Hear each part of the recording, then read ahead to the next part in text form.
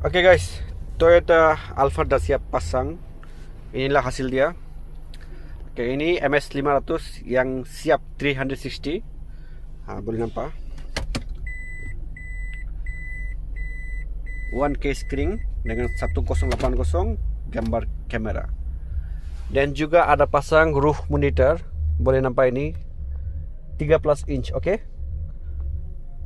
dia ada pen drive, HDMI dengan SD card. Dia boleh jalan sendiri atau ikutkan depan. Lepas tu kita signal kanan, dia akan tunjuk kanan. Contoh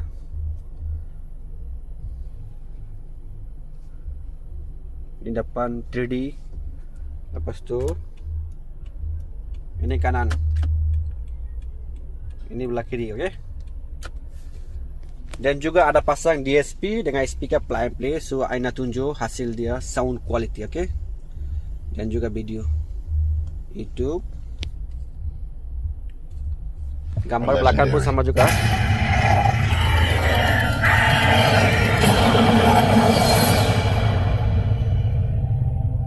What he has to teach you may very well mean the difference between life and death.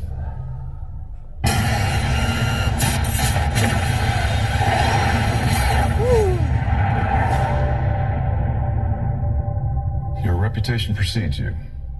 I have to admit, I wasn't expecting an invitation back. They're called orders, Maverick.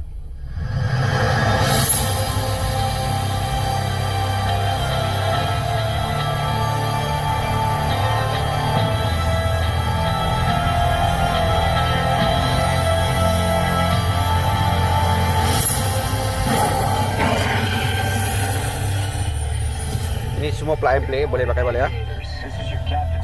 So kita tengok orang tengok, lepas tu kita nak masuk ke kiri atau kanan contoh. Dia automatic tukar. Ini kamera view automatic nampak. Okey. Lepas tu boleh sini, dia akan 5 saat, 10 saat dia akan automatic masuk balik. 2 versus 1? Oh, you gotta be kidding.